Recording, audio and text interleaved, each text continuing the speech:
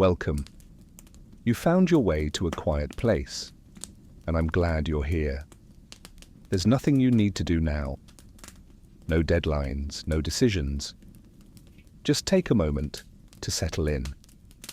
Whether you're getting ready for sleep or simply looking for stillness, this space was made for you. You won't find bright lights or loud sounds here. Only a slow story told gently in a room where time moves differently. So find your breath. Let your body soften. You're safe, you're unhurried, and for the next while you can just listen or drift on or dream. Wherever you are, however you feel, you're welcome here. Let us begin not with a bed, not with a throne, but with a small wooden bench sitting quietly in the corner of a medieval cottage. It's rough to the touch, shaped by hand, uneven in places, but it has served its purpose for decades. It holds weight without question. It does not bend, nor does it ask to. This was the nature of furniture in the medieval world, not something made to comfort the body, but to support the day. Tonight, we travel not through grand tales of war or conquest, but through stillness, through the uncomfortable furniture that quietly cradled the entire medieval world. We begin by understanding what furniture even meant at the time, because in the Middle Ages a chair wasn't just something to sit on, it was a message. And comfort was rarely part of that message. Picture a medieval home, perhaps around the year 1250. A single room shared by a family of 6.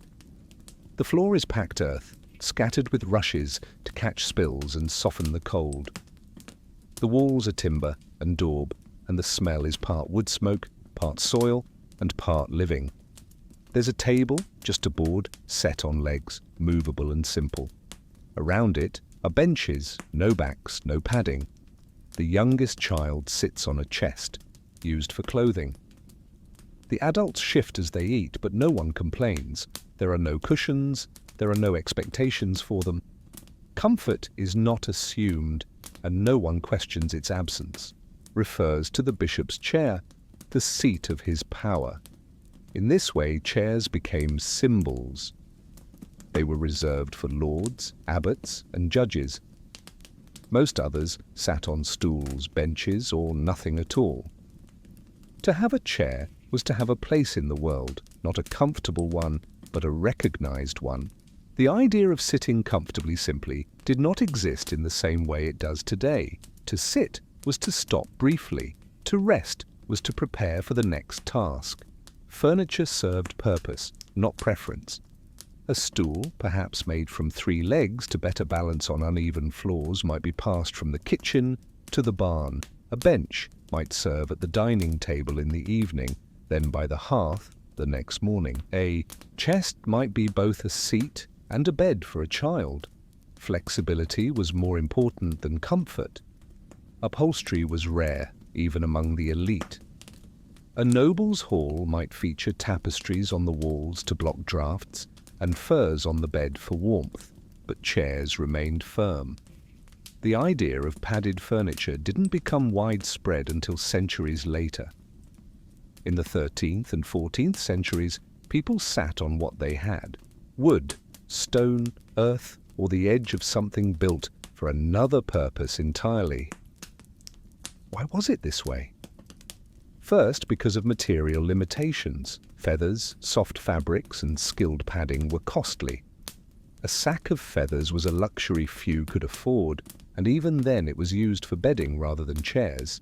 Second, because durability mattered. Soft materials wear out, hard furniture lasted. When a chair is made of oak and joined with wooden pegs, it doesn't break down easily. And when it's meant to be used by generations, endurance trumps ease. And perhaps most importantly, comfort was not part of medieval values. Hardship was expected. Life was brief and often difficult. Pleasure could be viewed with suspicion, particularly in religious communities where denial of the body was seen as a virtue. If a monk sat on a hard bench, it was not an oversight. It was an expression of humility.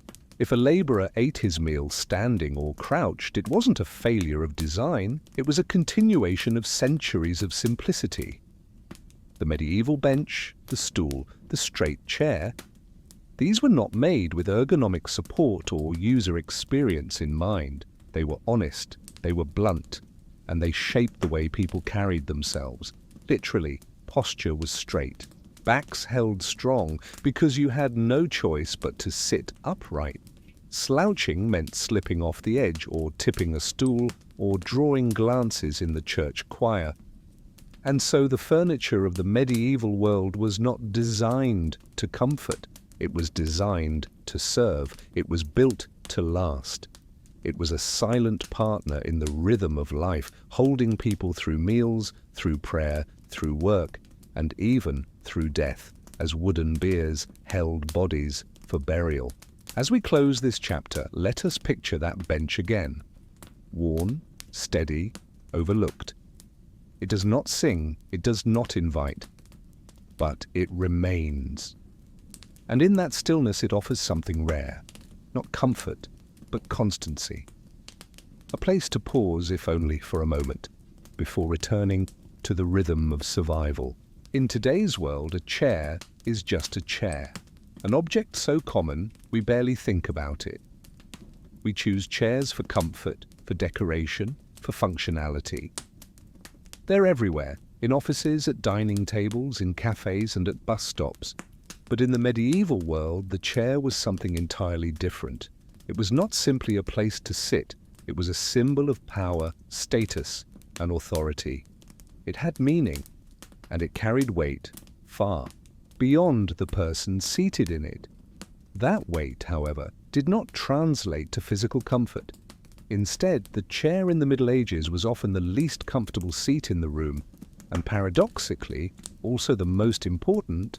Let's travel now to a great hall in the early 1300s. A roaring fire crackles in a wide stone hearth. The room is long and narrow, with thick wooden beams overhead and banners hanging along the stone walls. There are tables set up temporarily on wooden trestles, and around them are benches, long, backless, cold. Dozens of people sit side by side, their cloaks wrapped tightly, their hands warming themselves on mugs of ale. But at the head of the hall, on a raised platform known as a dais, there is something different. A single chair, high-backed, often elaborately carved, sometimes adorned with the family crest or a religious symbol. This is the Lord's chair. It is not cushioned, it does not recline, but to sit in it is to be in charge. The very act of sitting in a chair in the medieval period was a declaration. The term chairman survives to this day as a relic of that idea. The one who holds the chair, the one with authority. The bishop's chair, or cathedra, was so central to his role that the church which held it was called a cathedral. The Pope, too, has a symbolic chair, the cathedra petri, or chair of St. Peter, representing the spiritual authority, passed down through the ages. So when someone in the medieval period referred to the chair, they often weren't talking about furniture at all, they were talking about power. But this throne-like status came at a price. Comfort was not part of the design. Chairs were stiff. They were carved from hard woods like oak and ash. Some were built with spindled backs or tall posts, but these were decorative, not ergonomic. There was no padding on the seat, no give in the arms. Often, the back was nearly vertical, requiring a rigid posture that left little room for rest. These chairs were made to elevate the sitter, not to soothe them. In fact, part of their purpose was to enforce stillness and discipline. To slouch in such a seat was to betray weakness or laziness. Upright posture conveyed vigilance, virtue, and control. Meanwhile, everyone else sat on benches or stools. These were usually backless, narrow, and shared. Made from thick planks set atop simple legs, the medieval bench might run the length of a table, accommodating 5 or 6 people, all shoulder to shoulder. Stools, often three-legged, were prized for their stability on uneven floors, but they too offered no back support, no cushion, and no space to recline. The discomfort of these seats was universal, but it was also expected. It's important to understand how class and seating were connected. The further you were from power, the less likely you were to sit at all, let alone on a chair. Servants stood during meals, apprentices might squat in corners, even soldiers during a feast might perch on the floor if the benches were full. In a noble household, there was a clear hierarchy of who sat, where they sat, and how they sat. And the chair at the top, for all its symbolism, was rarely a refuge for tired bones. In churches and monasteries, the symbolism was even more pronounced. The abbot might have a special chair during services, carved, straight-backed, placed near the altar. But for the rest of the brothers, seating came in the form of long wooden stalls. These were not pews as we know them today. They were often narrow ledges known as misericords, tiny, folding seats designed to support the monks just enough to avoid collapse during hours of standing prayers. There was no comfort in them, only functionality. You could lean, perhaps, rest your weight momentarily, but there was no sitting as we imagine it. It was endurance in wood. Now let us consider again the throne. You might think of it as a cushioned masterpiece covered in velvet topped with gold, and in some cases during the later medieval period, some thrones were indeed adorned with fabric. But the seat beneath the decoration remained solid wood, thick, flat, unyielding. The cushion, if it existed, was tightly stuffed, almost often with wool or even horsehair. It did not mold to the sitter, it pressed back. And that pressure served as a reminder, this is not a place to relax. This is a place to rule. Why then did comfort never enter the equation? In part because discomfort was noble. It symbolized strength. A leader who could sit for hours on a hard chair, unflinching, unmoving, was a leader to be trusted. In a world where bodily control was seen as a reflection of moral control, slouching was suspect. Relaxation was indulgent.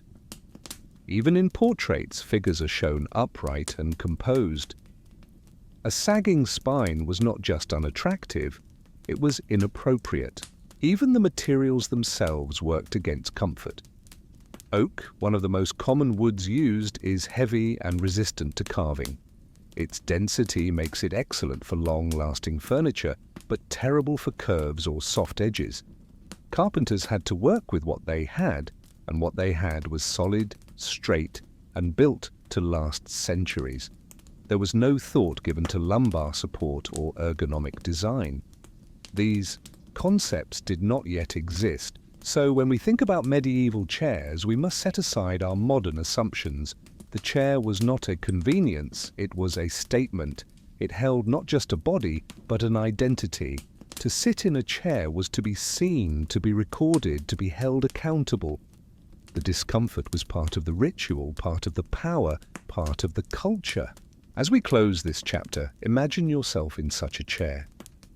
Your feet are flat on the ground. Your back is straight. Your arms rest on carved wooden supports. The room is silent. All eyes are on you. The chair beneath you is hard, but it holds you. Not gently, but firmly. And in that firmness is a strange kind of presence. Not comfort, but clarity. Not ease, but purpose. You are held, not softly, but meaningfully. And in the medieval world, that was more than enough. To truly understand why medieval furniture was so uncomfortable, we must leave the noble halls and the monastery cloisters behind.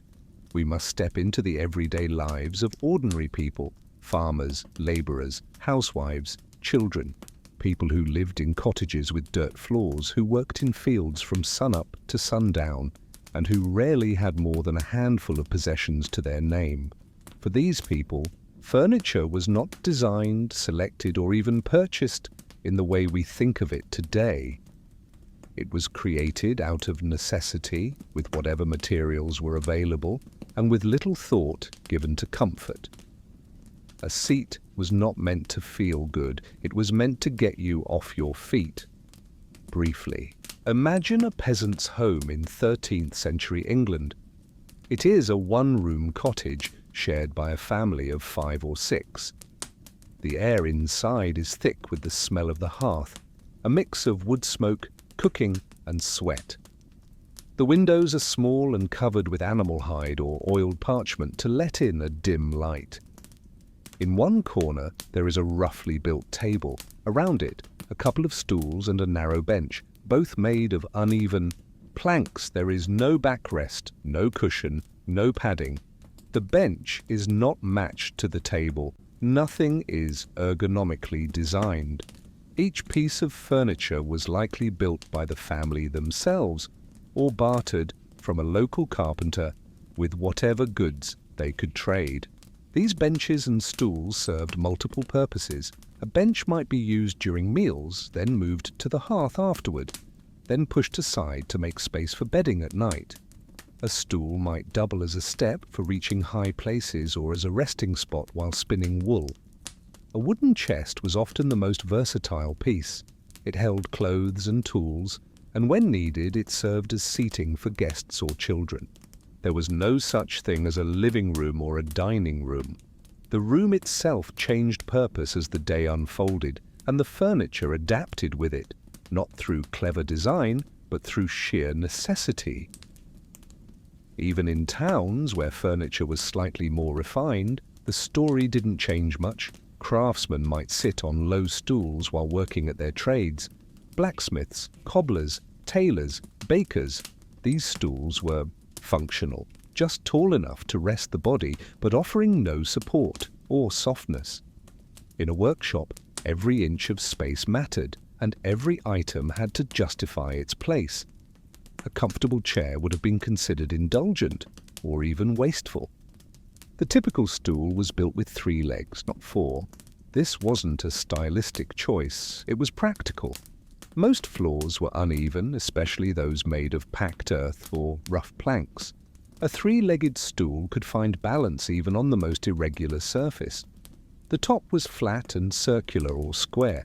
The legs were often unevenly cut, causing the stool to lean slightly. There were no backrests, no arms, and certainly no upholstery. You sat upright, and you stayed upright. Now imagine the feel of that stool. The wood is hard and slightly rough. You shift your weight, and the stool doesn't respond. There is no give, no bounce. You feel the edge of the board pressing into your thighs.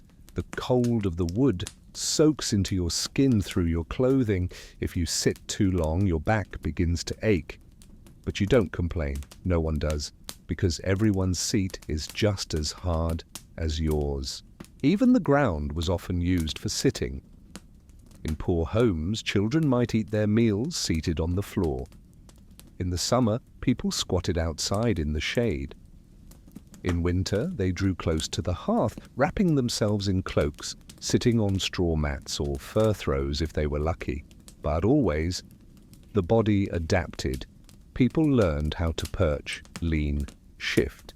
They were in tune with the discomfort of their environment. It wasn't pleasant, but it was familiar.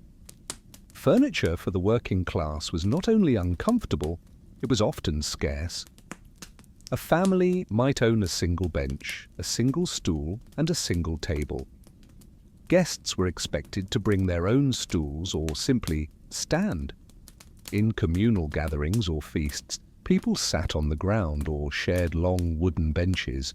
Proximity to the fire often determined where you sat, not your role or title. But perhaps the most telling sign of how discomfort was normalized is how it shaped the human body. Medieval people developed strong posture. They were used to sitting upright without support. Their clothing was layered, multiple tunics, belts, cloaks, and these layers provided some insulation from the cold wood beneath them. The physicality of their lives also contributed to their endurance. These were people who walked long distances, carried heavy loads, and worked the land by hand. Their bodies were conditioned for strain. Sitting on a hard bench wasn't restful, but it wasn't shocking either. In monasteries, this austerity was taken even further. Monks deliberately chose hard seats to cultivate discipline. In the dining hall, they sat silently on long, rigid benches while scripture was read aloud. In the scriptorium, they perched on stools for hours as they copied sacred texts by candlelight. There was no thought of cushions. The goal was not to rest. It was to remain present, to endure, to subdue the flesh in pursuit of spiritual clarity. Even in noble households, comfort was secondary. The Lord might sit in a carved chair during formal meals, but the rest of the household, servants, guests, even knights, sat on benches. During great feasts, entire halls were filled with long wooden tables and matching benches. These were not cozy arrangements, they were utilitarian, designed to feed many, not to pamper anyone. What strikes us today as harsh was simply routine to them. Their lives were filled with physical hardship, walking barefoot, laboring with crude tools, sleeping on straw, enduring weather without central heating. Against that backdrop, the idea of a comfortable seat was not just unnecessary, it was inconceivable. And yet, in their discomfort, there was also resilience. These people didn't need softness to find connection. They sat close to one another on the bench. They shared food from the same bowl. They leaned into conversation, warmed by the fire and by each other's presence. There was no personal space, no private armchair, but there was community, there was routine, and there was an understanding that life was hard, but life went on. So as you rest now in your soft chair or bed, let your mind wander back to that wooden stool in the corner of the cottage. Feel its weight, its stillness, the simplicity of its form. It was not built to please, it was built to serve. And in its own quiet, creaky way, it did. We've sat through cold meals on hard benches. We've knelt through prayers on wooden choir stalls. We've felt the press of carved oak beneath our arms in a high-backed chair. But now we turn to the part of the day most of us look forward to: rest. Sleep. The moment when the body lies down, the lights dim, and comfort, we hope, surrounds us. But in the Middle Ages, even this most basic human need, sleep, offered little softness. Beds were not sanctuaries. They were often little more than flat surfaces with a little straw on top. They creaked, they poked, they chilled, and yet generation after generation laid themselves down upon them. This chapter is about the medieval bed, and how even in sleep the furniture of the era resisted comfort. Let us begin with the poorest, the peasants, the labourers, the families who lived on the margins. In a small cottage, perhaps just one room, space was a premium. The bed was not tucked away in a private chamber. It shared space with the kitchen, the fire, the workbench, the spinning wheel, and the cradle. The entire household, parents, children, even livestock in the winter, shared one space. And in that space, the bed was not a crafted object. It was more often a pile of straw laid directly on the floor, or, if they were lucky, inside a wooden frame to hold it in place. This makeshift mattress was known as a palliasse, a simple sack filled with straw or hay. There were no box springs, no padding, no memory foam, just dry grass. It might be stuffed tightly at first, but as the days passed, the straw compacted, shifted, and settled into lumpy ridges. Every few weeks the bedding had to be refreshed. Old straw was thrown out, new straw brought in. If left unchanged for too long, it could grow moldy or attract pests. It wasn't unusual to share your bed not only with your family, but with insects as well. For those who could afford slightly more, there were rope beds. Wooden frames strung with a lattice of ropes across the bottom to support the mattress. These beds were raised off the floor, offering protection from the cold ground and occasional damp. But they came with their own discomforts. Over time, the ropes sagged, creating dips in the mattress. Each night, before going to sleep, the ropes had to be tightened, a task done with a simple wooden key. This daily chore gave rise to a phrase still used today: sleep tight. In its original meaning, it had nothing to do with sleeping soundly. It referred to the literal tightening of the bed ropes to prevent the mattress from sagging. What covered these mattresses? Usually woolen blankets, thick, coarse and heavy. Sheets were rare, especially among the poor. Most people slept in their underclothes or sometimes even in their outerwear, especially in winter. Cold was an ever-present companion. In a poorly insulated cottage with no chimney, heat from the hearth vanished quickly after the fire burned low. Frost formed on windows. Breath became visible in the air. The bed was not warm when you crawled into it. You had to bring your warmth with you and hold on to it. Pillows, too, were uncommon. A rolled-up cloak, a bundle of clothing, or even a block of wood sometimes served the purpose. Feather pillows existed, but they were expensive and generally reserved for the wealthy. The absence of support for the neck wasn't seen as a problem. It was simply how people slept. And since most people were physically exhausted from daily labor, falling asleep happened quickly, regardless of the surface beneath them. In wealthier homes, beds took on a more elaborate form. The nobility had access to proper bed frames, often large and ornate. These beds had 4 posts, sometimes with a canopy draped in fabric, to keep in warmth and offer privacy. Curtains were drawn around the bed at night, not for aesthetics, but to trap body heat. These canopies could make a significant difference in the middle of a freezing stone castle. But don't be fooled by their grandeur. The mattresses inside were still firm by today's standards. They might be filled with feathers, wool, or horsehair, but they lacked the plush softness we associate with luxury. These feather beds had their own problems. Feathers shifted inside the ticking. The bed became lumpy. If not cleaned or fluffed regularly, they grew compacted and uneven. And even with all the effort, the frame, the canopy, the curtains, the feather stuffing, the medieval bed still retained a sense of firmness and stiffness. It elevated sleep, but did not transform it into luxury. And what about sharing the bed? This was common across all classes. Families often slept in the same bed, especially in winter. In inns and guest houses, travelers shared beds with strangers, a common practice due to the scarcity of lodging. To purchase a spot in a bed didn't guarantee solitude.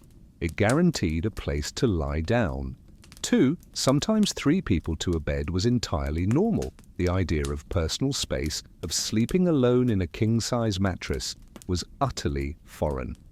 Monasteries provide another glimpse into the culture of sleep. In these religious houses, sleep was a regulated act. Monks lived by the rule of Saint Benedict, which dictated not only when to sleep, but how to sleep. Monastic cells were sparse. A wooden board, perhaps a thin straw mattress, a woolen blanket, nothing more. Beds were narrow, hard, and intentionally uncomfortable, because comfort, in the eyes of monastic orders, was a distraction. The body was not to be indulged, it was to be disciplined. Even sleep had to be modest. Monks awoke during the night for prayers, rising from their straw beds in the cold and walking to the chapel. Their sleep was segmented, short, purposeful. And when they returned to bed, They lay down again, not to lounge, but to rest in preparation for the next day of work, reflection, and service. Even in castles and noble homes, nighttime came with little ceremony. There were no electric lamps, no bedside tables with clocks or books. The world grew dark. A single candle might flicker as the last tasks of the day were completed. And when the candle was blown out, true night arrived, pitch black, cold, silent. The bed, no matter how grand in appearance, offered little relief. It was firm, heavy, and very still. And so, whether rich or poor, peasant or priest, noble or novice, sleep in the Middle Ages was a practical necessity, not a comfort. Beds were tools, built to hold, built to endure. They were not meant to soothe the soul, but to pause the body. As you rest now in your own bed, perhaps with soft pillows beneath your head, a supportive mattress, layers of blankets and clean sheets, take a moment to imagine the medieval alternative. The wooden frame, the sagging rope, the straw-filled sack, the thin blanket pulled tightly against the chill. And yet, despite it all, they slept. Not because the bed was comfortable, but because the day had been long, because the work had been hard, because the mind was quiet. And sometimes that was enough. As we journey deeper into the daily discomforts of the medieval world, we now turn to a setting that brought people together every day: the table. In our modern lives, we often associate meals with comfort. A cozy dining nook, padded chairs, soft lighting, maybe music, playing in the background. But in the medieval period, meals were far from luxurious affairs. They were functional, communal, and often uncomfortable. The very furniture that supported these daily rituals, the tables, benches, stools, and servingware, offered little softness, little elegance, and even less privacy. Whether you were a labourer in a modest cottage or a noble in a castle hall, mealtime in the Middle Ages was more about structure and necessity than about comfort or indulgence. Let us begin with the most common setting, the peasant's cottage. In a single-room home, where the entire family lived, cooked, and slept together, space was precious. The dining area was not a dedicated room, it was wherever the table was set up. In many homes, the table wasn't even a permanent piece of furniture. It was often a simple plank of wood laid across trestles, assembled for meals and taken down. Afterward, to make room for other tasks. This table might be rough and uneven, showing the marks of years of use, from knife cuts to spilled soup stains to burn marks from dropped embers. Surrounding this table were benches, backless, and often shared by several people. These benches were made from heavy planks of wood. They had no cushions, no backs to lean against, and no personal space. You sat shoulder to shoulder, elbows tucked in tightly, your posture upright or slightly hunched forward over your bowl. Children were often seated on chests, low stools, or even the floor. There was no kids' table. Everyone ate together wherever they could fit. Comfort was not expected. Mealtime was quick and practical. It was not a leisurely event. The food was simple, and so were the tools for eating. Forks were almost unheard of. Instead, people used knives to cut their food and their hands to eat it. Bowls were made of wood or pottery, often shared between multiple family members. Spoons, if they existed, were carved from wood and passed down through generations. But the most unique item of all was the trencher, a thick slab of stale bread used. As a plate, food was placed directly onto the trencher, and as the juices from meat or stew soaked in, the trencher softened. After the meal, it might be eaten, thrown to the dogs, or given to the poor. In wealthier homes, tables were larger and sometimes permanent fixtures. The high table was reserved for the lord of the manor, his family, and honored guests. It was placed on a raised platform and oriented so all other diners faced it. Even in this elevated space, the seating was not designed for comfort. The lord might have a chair with a backrest, sometimes even with arms, but the rest of the household still sat on benches. These benches were sturdier, sometimes carved but rarely cushioned. They were more about structure and status than relief. Feasts in noble households followed a similar pattern. The great hall would be filled with long tables, set up on trestles and dismantled afterward. Guests sat side by side with little elbow room and no privacy. The meal might go on for hours, filled with music, pageantry, and elaborate courses. But the furniture remained unchanged. Plates, when used, were made from wood, metal, or ceramic. Trenchers were still common. Napkins were a rarity. The focus was on quantity and show, not on elegance or comfort. And what about the monasteries? In these quiet religious communities, meals were taken in silence. The refectory was lined with long wooden tables and benches. The monks sat side by side, eyes forward, hands folded when not eating. A single monk, often the lector, stood to read aloud from scripture or moral texts. The benches were straight and backless. The act of sitting, like the act of eating, was part of the discipline. You did not relax. You remained present. The food was simple, usually porridge, soup, or bread, and the setting mirrored the values of humility and moderation. Even the abbot sat on the same wooden bench, though perhaps placed slightly apart, at the head of the table. Meals in the medieval world were physical experiences. You felt the weight of your body on the bench. You felt the rough grain of the wood beneath your fingers. You felt the cold in the winter, the sweat in the summer, and the ache in your back after a long meal. But people adapted. They learned to shift their weight, to share space, to endure. There were no complaints because there were no alternatives. There were no upholstered dining chairs waiting in another room. There was only the bench. In colder seasons, families might use cloaks or furs to soften their seats. They wrapped themselves in wool and huddled near the hearth. But even these measures were makeshift. The bench remained unyielding. Its purpose was to hold, not to comfort. And still, despite the discomfort, there was joy. Meals were moments of gathering, of sharing stories, of resting between tasks. Children giggled, adults spoke of crops and weather, elders offered quiet wisdom. In feasts, laughter echoed through the stone halls. In monasteries, silence allowed the mind to turn inward. The hard bench became part of the experience, not something to be resented, but something accepted. As we reflect on these scenes, let us return to the table one more time.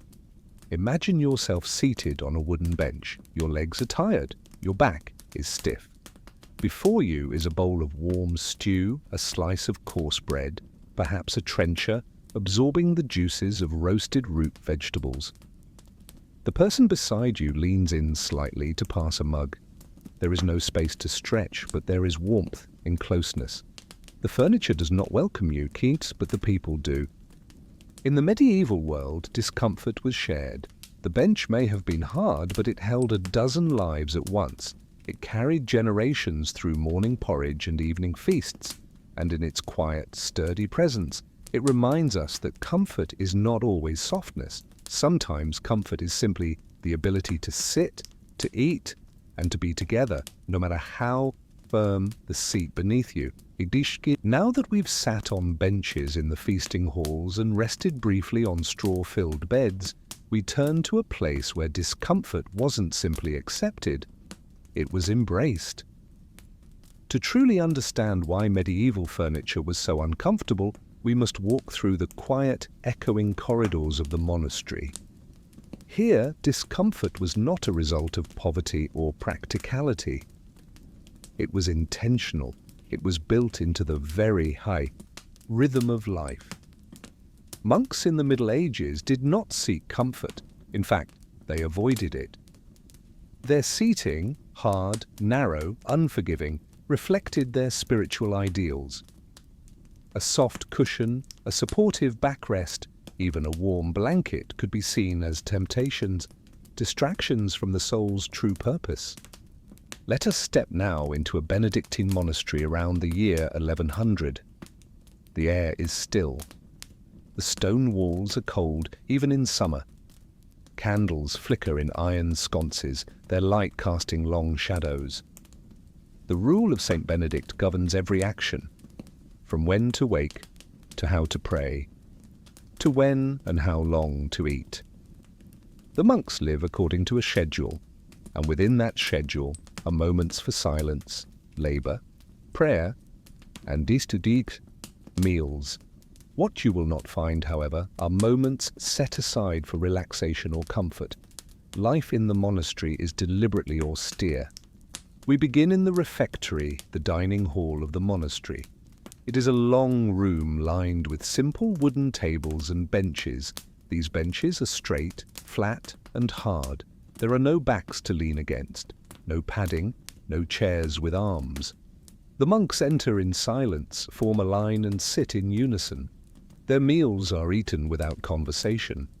One monk stands at a raised pulpit and reads from scripture, while the others eat. Every movement is measured, every gesture restrained. The seating is not there to soothe, it is there to support. Just enough, and no more. A monk who shifts too often might draw attention. A monk who complains about the seat risks drawing suspicion or correction. Monastic discomfort continues in the chapel, where monks gather for prayer multiple times each day, including in the dark, early hours before dawn. They sit in stalls, which are tall wooden enclosures with small, folding ledges called misericords.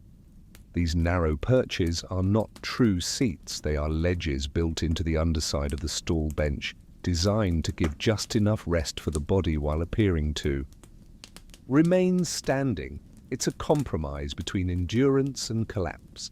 These misericords supported the monks' weight during long services, but barely. The idea was not to make it easier, only survivable. In the scriptorium, the writing room, monks sat for hours copying texts by hand. They perched on hard stools, hunched over wooden desks.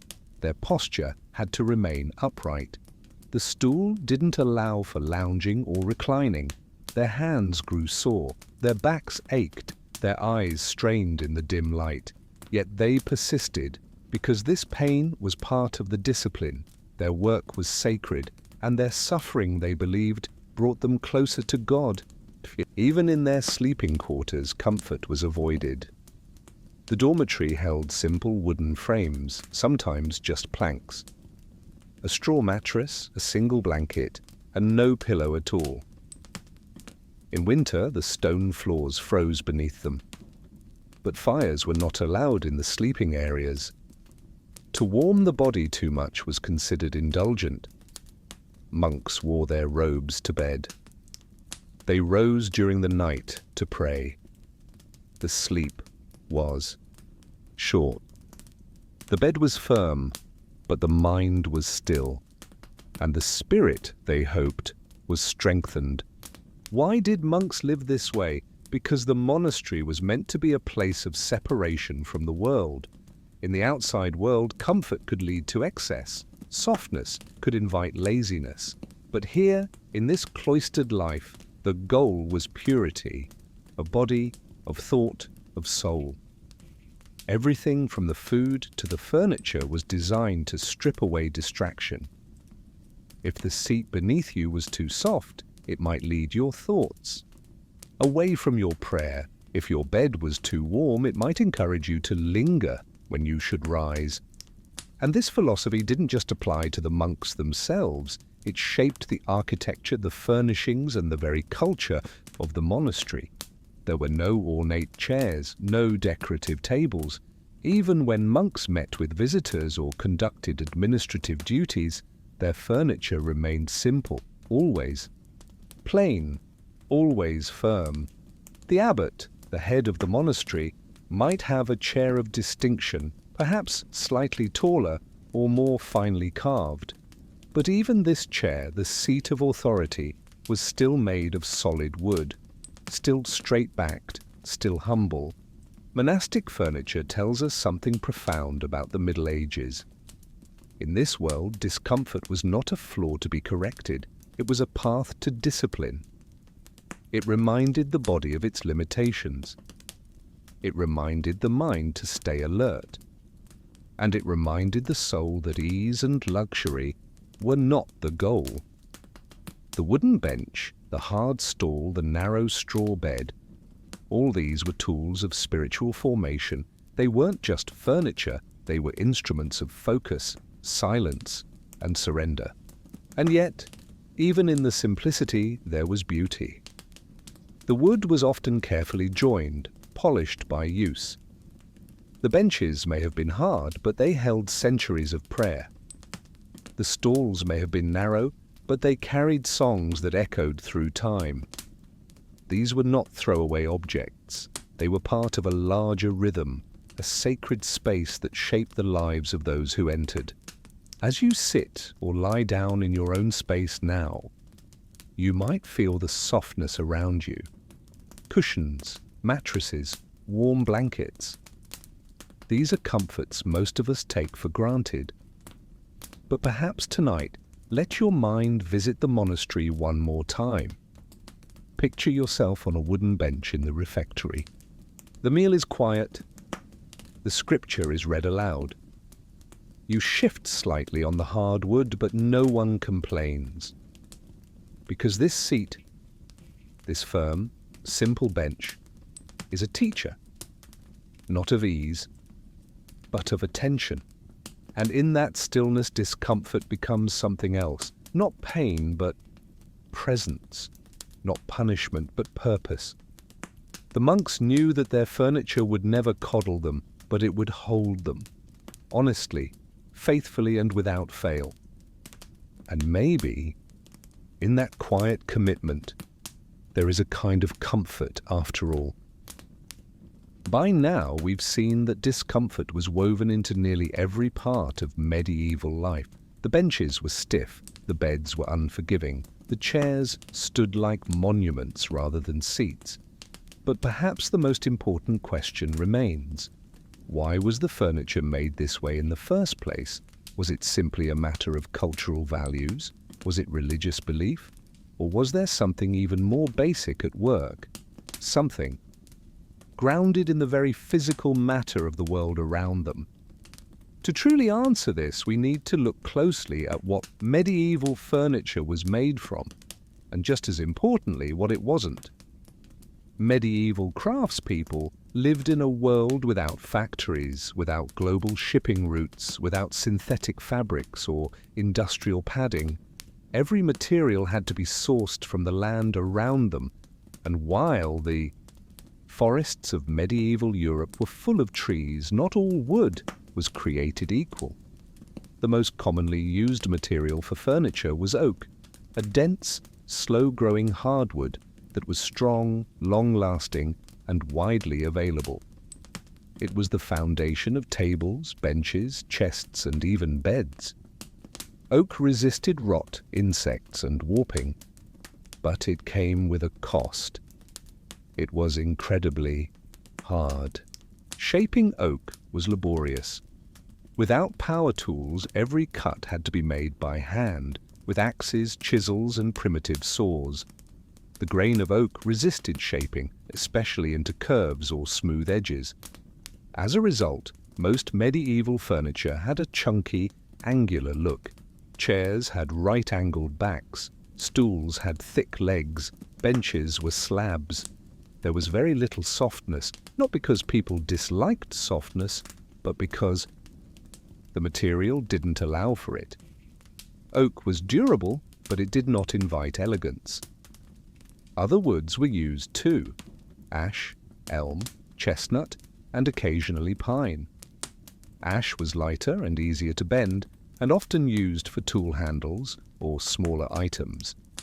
Elm was prized for its resistance to splitting, making it ideal for one-piece stools or wheel parts.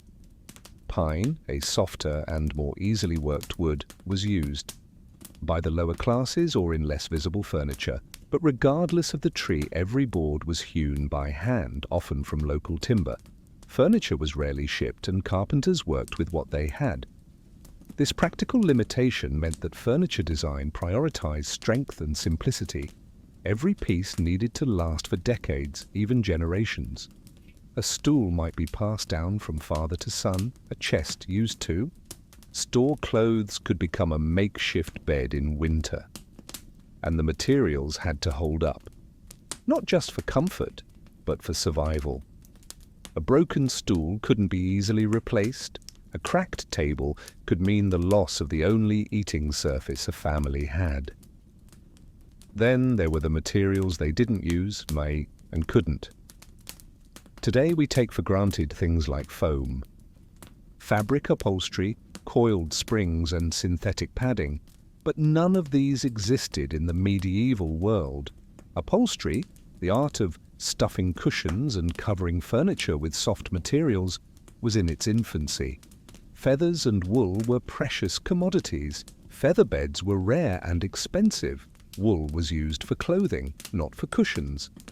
Horsehair could be used in mattress stuffing, but it was coarse and firm, not something you'd choose for softness. Textiles, too, were limited. Linen and wool were the most common fabrics. Cotton, imported from the Middle East or India, was rare and costly. Velvet, damask, and silk were the reserve of the upper nobility and clergy. Even when cloth was available, it was not typically used for furniture. It was far more valuable as clothing or wall coverings. Upholstered furniture, as we know it today, was almost non-existent outside royal courts. Even the hardware limited comfort. Nails were forged by hand, one at a time. They were expensive, so builders relied instead on wooden pegs, mortise and tenon joints, and other forms of interlocking joinery. These techniques created incredibly strong furniture, but not flexible furniture. There were no adjustable parts, no reclining chairs, no moving mechanisms. Everything was fixed, firm, steady, and often immovable. The absence of springs also played a major role. Coil springs weren't invented until centuries later. In the medieval period, nothing bounced or yielded. A seat was either solid or sagged completely. Rope beds offered a bit of give, but they still required constant tightening and offered little in the way of comfort. There was no concept of ergonomic design. The furniture didn't support your body. Your body had to adapt to the furniture. Let's also consider the climate. In colder regions, wood absorbed the chill. A wooden bench placed near a stone wall in winter felt as cold as ice. In monasteries and castles, stone floors and drafty rooms meant that everything, the tables, the beds, the chairs, radiated cold. To make things worse, many pieces of furniture sat close to the ground, where air was coldest. Without insulation or carpets, the discomfort of the materials was amplified by the environment itself. People found small ways to adapt. They sat on cloaks, they leaned against walls instead of backs of chairs, they placed furs on beds or used straw mats beneath blankets. In noble homes, embroidered cushions might appear, stuffed tightly and used sparingly. But even these were more decorative than comfortable. They were firm, flat, and usually reserved for appearances. Comfort was never the primary goal. Still, even the discomfort of materials tells a story. It reminds us of a time when everything was made by hand, when materials had limits, when things lasted not because they were cozy, but because they were built with care. A bench wasn't just a seat. It was a statement of endurance. A chest wasn't just for storage, and it was an heirloom.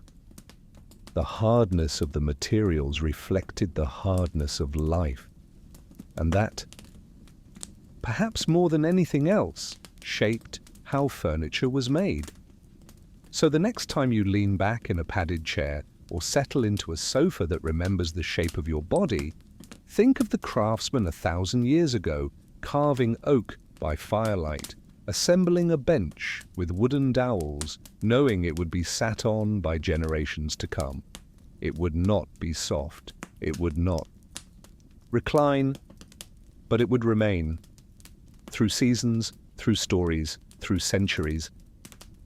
In the medieval world, furniture didn't hug the body. It held its place in the world. Solid, honest, unforgiving. And in that there was a kind of beauty. The beauty of what endures. We've now seen the furniture of the medieval world in its many forms. The hard stools, the splintered benches, the flat beds, the stiff-backed chairs. We've looked at how they were built, the materials used, and the beliefs behind their unyielding shapes. But one question still lingers in the background. How did people endure it all? How did they live every day, working, sitting, eating, resting, on such unforgiving furniture without losing their minds or their posture? The answer, it turns out, lies not in the furniture itself, but in the bodies and minds of the people who used it. The most important thing to understand is that medieval people were simply accustomed to discomfort. They were introduced to it from birth and lived alongside it through every stage of life. A baby born in a peasant household might be placed in a wooden cradle with a straw mattress. There were no plush blankets or soft stuffed toys.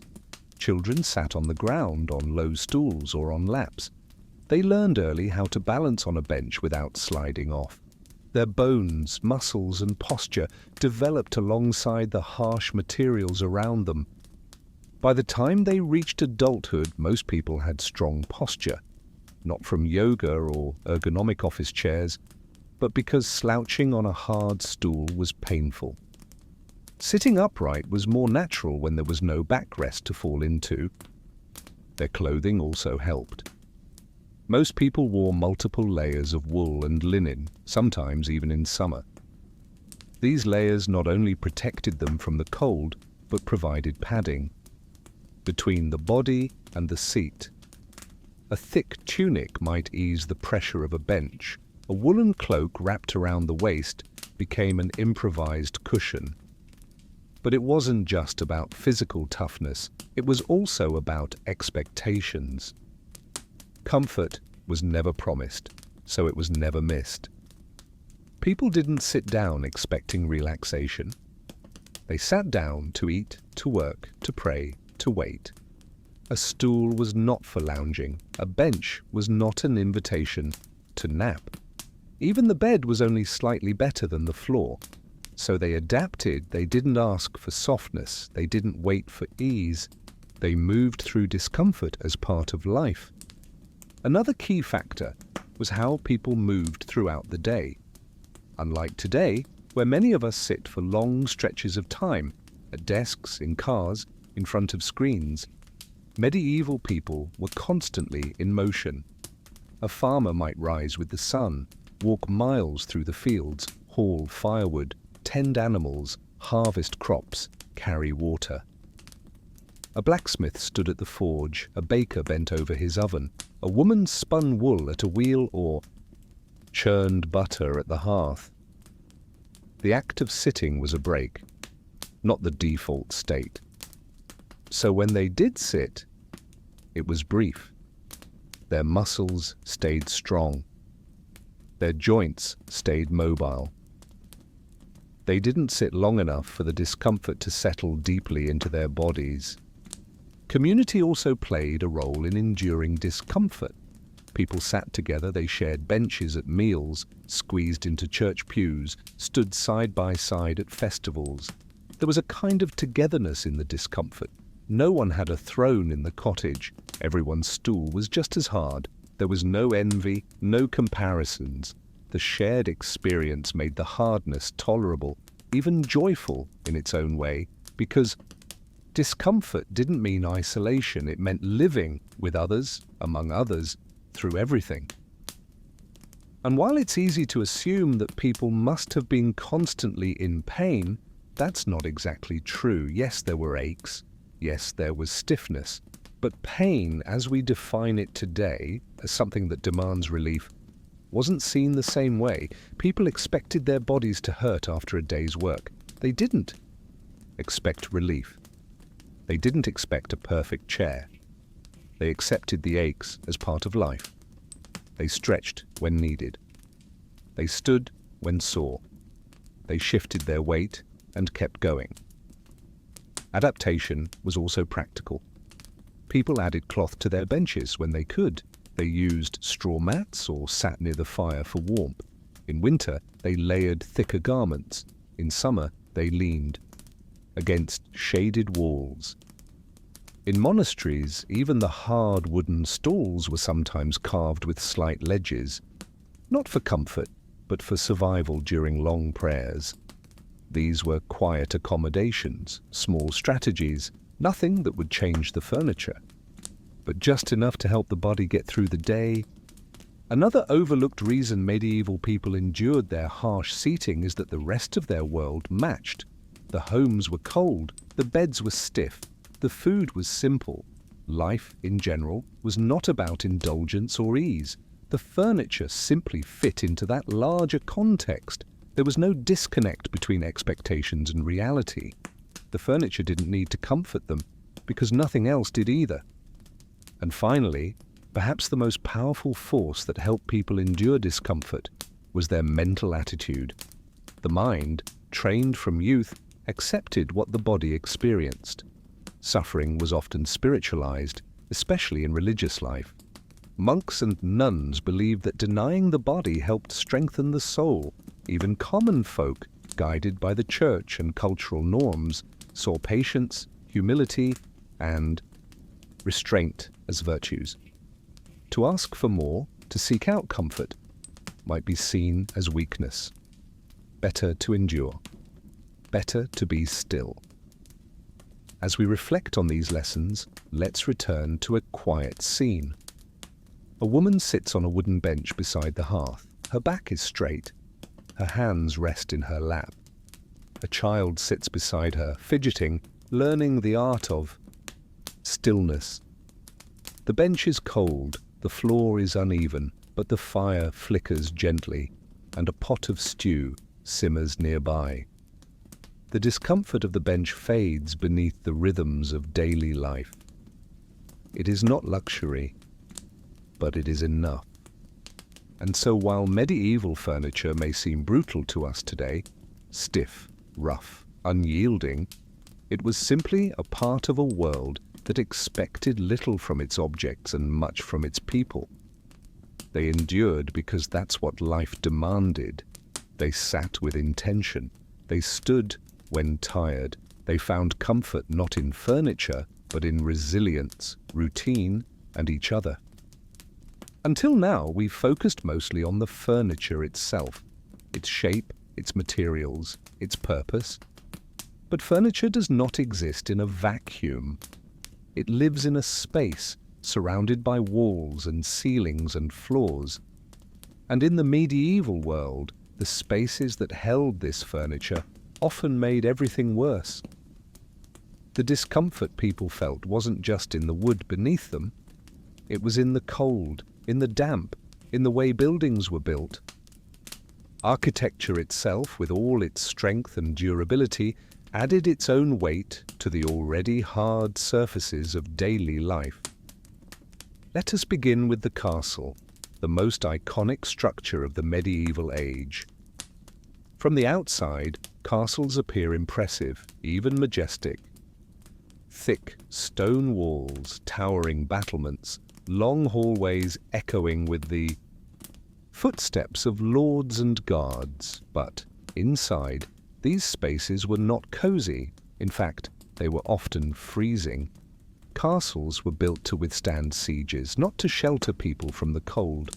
The walls were made of stone, durable, yes, but also poor at retaining warmth. A fire might roar in the hearth, but just a few steps away the air turned cold again. Furniture placed in these vast halls became victims of the climate. A bench made of oak might absorb the chill from the surrounding stone and become ice-cold to the touch. A high-backed chair positioned near a window might collect condensation or be exposed to constant drafts. Even the most finely carved seat couldn't offer relief from the environment. People sat wrapped in cloaks not for ceremony, but for survival. And this wasn't limited to castles. Churches, cathedrals, monasteries, and even stone-built homes all shared the same architectural limitations. High ceilings meant that heat rose quickly, escaping above, while those below huddled in cold air. Windows, often unglazed or fitted with thin sheets of horn or cloth, let in light. And wind. Gaps in wooden shutters or around doorways invited in the chill. There was no insulation, no central heating. The architecture was designed to be strong, to last, to inspire, but not to comfort. Floors were another source of discomfort. In peasant homes, floors were often just packed earth. In castles and churches, they were stone slabs. Either way, they were hard, cold, and unyielding. Furniture sat directly on these floors, absorbing the temperature and transmitting it into anyone who dared to sit. In winter, a bench or stool could feel like sitting on frozen ground. And in damp climates, moisture from the floor crept into the wood, warping it over time and making every creak louder, every seat less stable. Even the layout of medieval buildings contributed to discomfort. Great halls were designed for gatherings, but acoustics and warmth were afterthoughts. The size of these rooms meant that a single fire was never enough to heat the entire space. Drafts moved freely from one end to the other.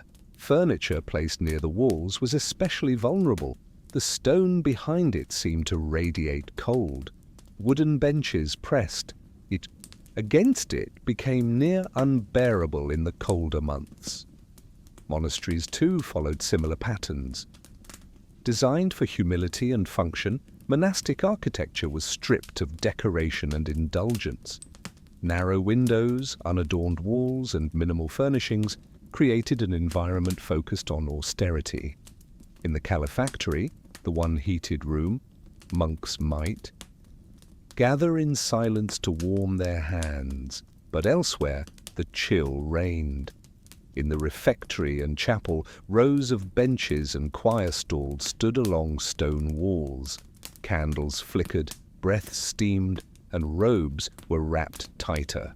Furniture in this setting didn't just resist comfort, it absorbed the discipline of the entire space. Even bedrooms offered little escape. Noble sleeping chambers may have featured tapestries or rugs, but they still suffered from the same architectural cold. Canopy beds with thick curtains were designed not for appearance, but to trap heat. In poor homes, beds were tucked into corners furthest from the door and closest to the hearth. But even so, the walls remained cold to the touch, and wind still found its way in. The wooden chest by the bed, the stool near the fire, the table in the center, they all carried that chill, waiting for a body to transfer it into. Let's pause here and think of what that would feel like. Imagine sitting on a stool placed on a stone floor. You're indoors, but your breath is visible. The fire is small and distant. The wood beneath you is hard, yes, but also cold, like sitting on a block of ice. You shift your weight, but the chill stays with you. The room itself offers no escape. It surrounds you with its silence and solidity. You are held by stone, not embraced by it. Small measures were taken. People added furs to seats, placed benches closer to fires, or angled chairs away from known drafts. In wealthier homes, wall hangings were used to reduce the effects of the cold. Curtains were pulled tight, not just around beds, but sometimes around tables or writing desks. But none of these were solutions, only small defenses. The architecture was unmoved. It remained hard and heavy, built to protect bodies but not to comfort them. Over time, as materials changed and construction methods improved, some relief arrived. Chimneys helped direct heat. Smaller rooms retained warmth better. Glass windows became more common. But during the height of the medieval period, these were luxuries few could afford. Most people, rich or poor, noble or novice, lived in buildings that made the cold permanent, that turned furniture into a physical echo of the structure around it. This architectural discomfort didn't just affect furniture, it shaped behavior. People gathered in warmer rooms, they spent more time near fires, they wore heavy clothing indoors, they moved frequently to stay warm, and they accepted that sitting for too long, especially away from the hearth, meant numb fingers and aching joints. The building dictated the experience, the room decided the rules, and the furniture, ever loyal, followed suit. So while the bench or stool itself was already stiff and simple, the space it occupied made things worse. The discomfort was not just from what you sat on, but from where you sat. The chill rose from the floor, poured in through the cracks, and settled into every corner. There was no sanctuary from it, only resilience within it.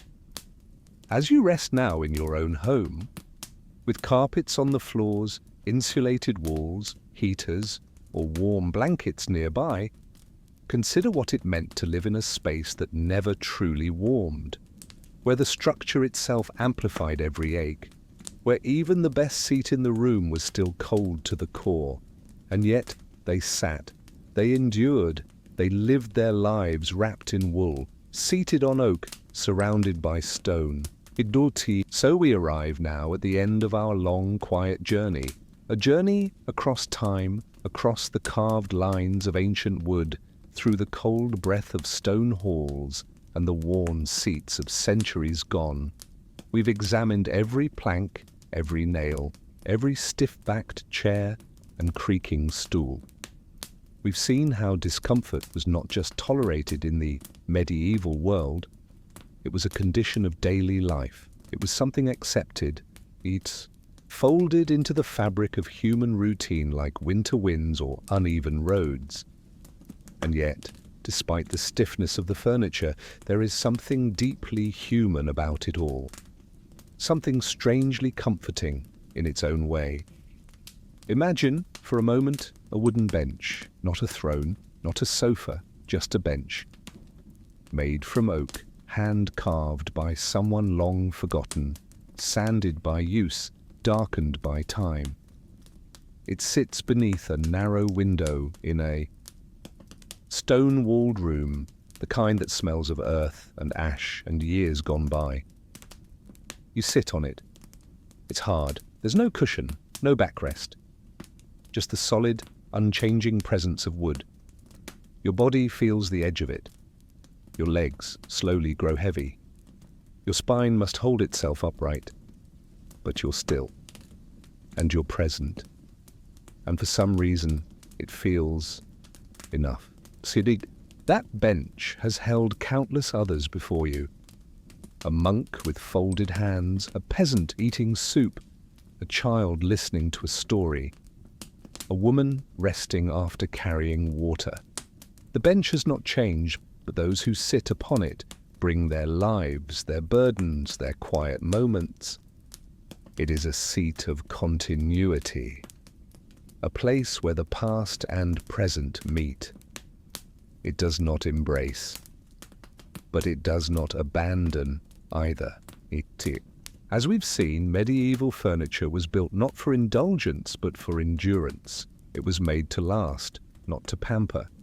The chair was not a throne of comfort, but a symbol of position. The bed was not a soft escape, but a place to recover before labor resumed. The dining bench was not where one lingered for hours, but where one gathered quickly, communally, and then returned to work. In every corner of the tikuashin, medieval home, church, or castle, furniture spoke in firm, quiet tones. It said, "You may rest, but only a little. You may sit, but do not forget your purpose."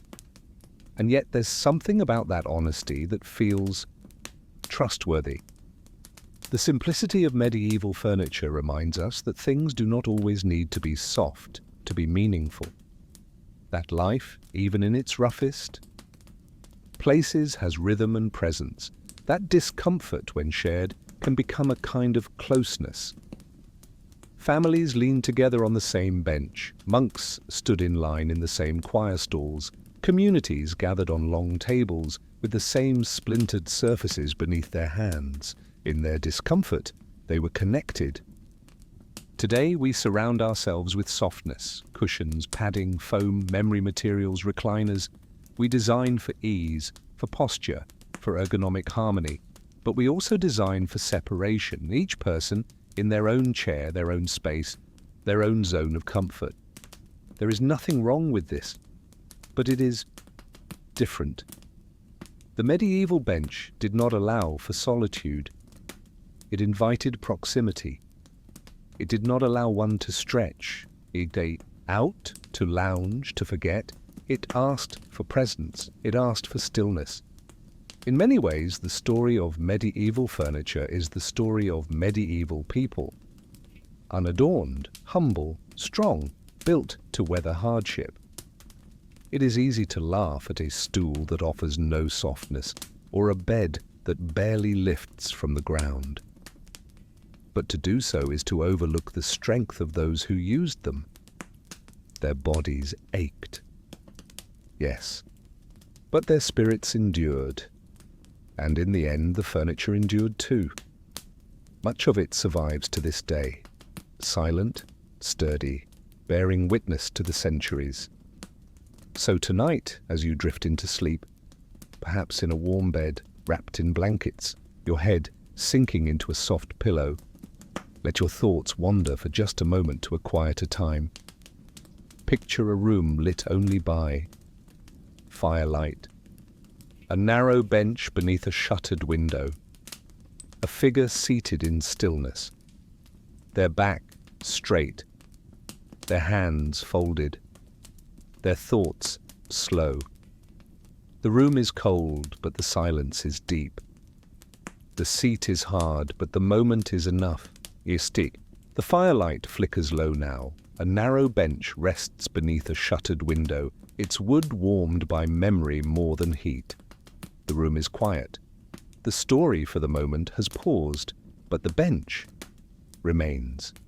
And because it remains, so too do the echoes of all that was left unsaid. There is more to consider, not in new chapters, but in quiet reflections, moments that unfold slowly, one thought at a time. Wakhat, let us begin again, not with furniture, but with time itself. The medieval world was long ago, and yet the simplicity of its objects lingers, in museums, in ruins, in the stories we whisper to help us fall asleep. But these pieces of furniture, they were never just objects, they were companions to generations. A wooden chest that sat in the corner might have seen more births, and deaths than any living witness. A bench that held peasants by day may have cradled a soldier's head by night. These objects bore silent witness to the passing of hours, of seasons, of lives. And while they were uncomfortable, painfully so, by modern standards, they were never meaningless. In fact, their discomfort may be what allowed them to remain so clearly remembered. The way your back stiffens after a long sit, the way your feet ache after kneeling too long, the way cold seeps up through wood into your spine. These sensations anchor memories. They turn places into stories. They turn history into texture. In the modern world, our furniture disappears into the background. It blends in, it supports without being noticed. But in the medieval world, you were always aware of what you sat on, what you leaned against, what you slept on.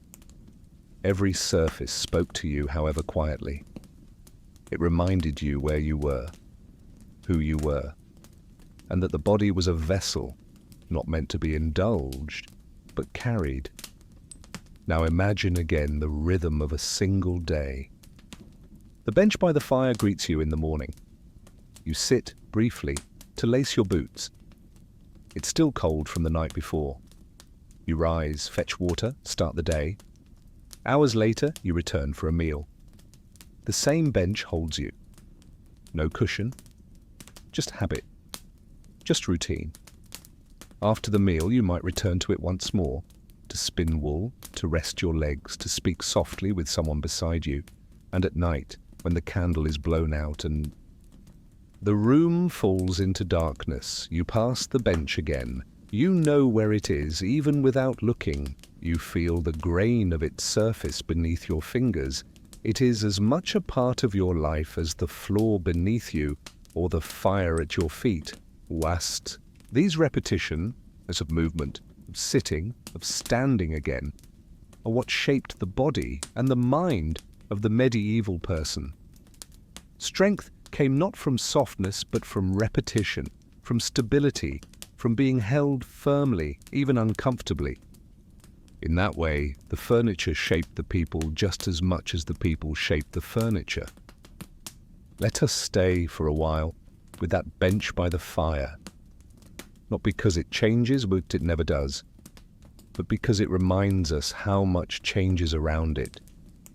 The seasons shift. Winter settles in and the cold grows deeper.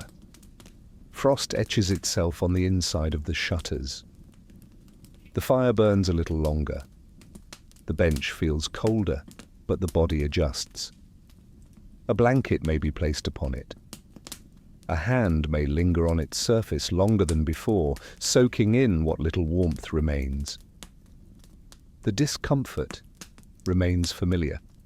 In spring, the bench holds baskets of foraged greens, muddy boots, wet cloaks. It absorbs the weight of returning life. In summer, the door may be left open. Light changes its color. The bench is dusty, perhaps, or cluttered. It remains piggy. In autumn, the days grow short. The fire is lit earlier. A bowl of soup is placed on the chest beside the bench. The wind hisses at the walls. But still, you sit. You rest. And now, in our imagination, we allow this bench to be more than just a seat. It becomes a witness, a place where time slows, a symbol of the kind of world where things were hard, but known. Let us go further. Think now about how the absence of comfort reshaped the way people understood time. A hard bench tells you when it's time to move. Your legs grow numb. Your back begins to ache. There is no temptation to linger. No danger of getting lost in idle ease. Time, in the medieval world, was not governed by clocks. It was felt in the spine, in the knees, in the rhythm of day and labor.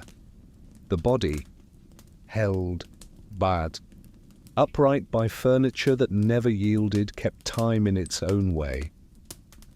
This meant people were in constant dialogue with their surroundings. You shifted when the sun moved across the room. You stood when your arms tingled from stillness. You walked not just to get somewhere, but to find a moment's relief from the rigidity of your seat. In that way, discomfort kept people moving, and movement in a world with no screens or distractions was a form of purpose.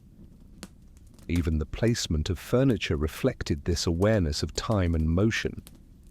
Benches lined the hearth not because it was comfortable there, but because it was warm. Stools gathered near workbenches because labor required rest, however brief. The bed was in the corner because sleep was not the centerpiece of life, only a necessary pause. Now imagine how rare it would have been to lie on something soft, to sink into anything. That sensation of sinking, of melting into a cushion was not normal. It was almost unthinkable. And because of that, people lived differently. They relied on their bodies, their strength, their patience, their ability to endure small things in silence. Let us reflect on silence too. In our world, silence is often filled. Music plays in the background, appliances hum, screens flicker, but in the medieval world, silence was everywhere. It was not always peaceful, but it was constant. The bench in the corner did not creak often. It was still. The room around it breathed slowly. Perhaps the fire crackled. Perhaps the wind knocked at the shutter.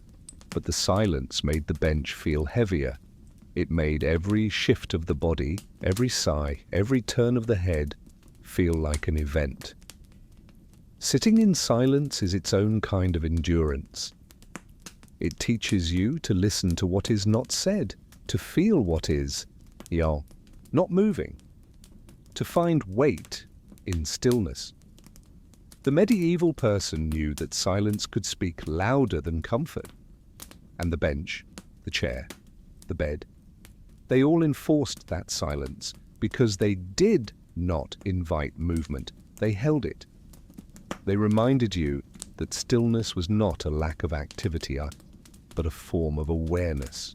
So tonight, as you sit or lie still, listen not just to the sounds around you, but to the furniture that holds you. Listen to the quiet structure beneath you. What does it say? Does it speak like the bench? Firm, steady, honest, ease. Let us now speak softly about the body. Not in the way we usually do, not about health or beauty or strength, but in the quiet way medieval people might have understood their own bodies, as something weathered, carried, held together by habit and movement. Something shaped not by intention, but by the things they touched and sat upon every single day. A person who sits daily on hard wood begins to move differently. Their walk changes, their rest becomes more deliberate. They learn where to place their weight. They shift often, but quietly. They do not collapse into their seat. They arrive. They lower themselves slowly. And when they rise again, there's purpose in the motion. The furniture they use becomes part of how they carry themselves. You might have noticed this yourself. After hours of sitting in a soft chair, your back rounds, your limbs go slack. But after sitting on something firm, a bench, a flat surface, your posture remains alert. Your breath changes. You remain present. In the medieval world, that presence was constant because every seat asked for attention. The bench did not forgive a lapse in balance. The stool did not cradle you. The bed did not coax you into sleep. The furniture demanded your participation, quietly but insistently. And so bodies remembered, they remembered how to rest upright, how to kneel without cushioning, how to lie flat without sinking, how to endure without distraction. These weren't special skills. They were daily patterns, etched into the muscles, into the joints, into the spine. Over time, a certain kind of calmness emerged from this. Not comfort, but calm. Not relief, but rhythm. People did not chase softness because they had rhythm instead, a reliable sequence of movement, of stillness, of rising and resting again. This rhythm became a kind of architecture, not of wood or stone, but of the self.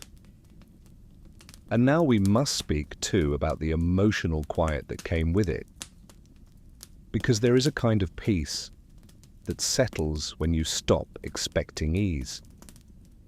When your seat does not invite you to linger, you begin to pay attention to what you're doing there. You eat with purpose. You listen more closely. You leave when it is time. In a world without upholstery, the soul had other places to rest.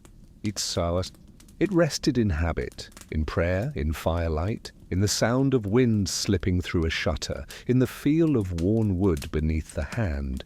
These became the soft places, not the chair, not the mattress, but the atmosphere.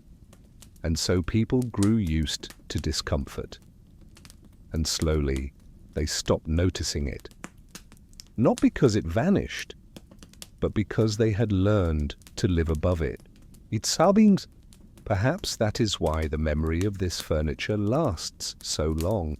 Why these objects, so simple and hard, still feel sacred when we see them in museums or churches or preserved rooms. They are reminders. Reminders that not everything must be soft to be meaningful.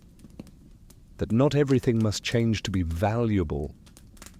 That presence, quiet, difficult, honest, is sometimes more restful than luxury. Let us now shift our gaze to the spaces between things. In the medieval world, life was not crowded with possessions. Most homes had few items: a table, a chest, a bed, a bench, perhaps a single shelf, a pot for cooking, a basin for washing. And in that quiet simplicity something emerged: space. Not just physical space, but mental space.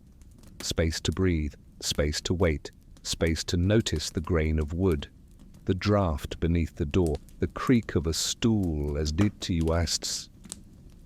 someone sat beside you.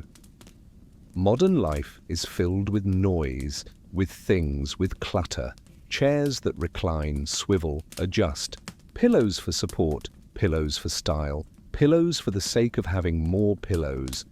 But in the medieval home, the furniture did not compete for attention. It waited, it served. It did not speak louder than the fire or the wind or tea. The bench in the corner, the stool by the hearth, the chest near the bed, each held a place. And around them was stillness.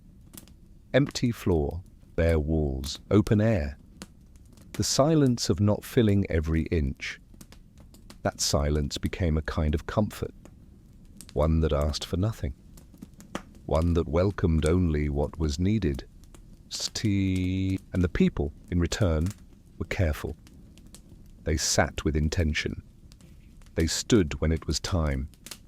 They moved through rooms as though each step mattered, because it did.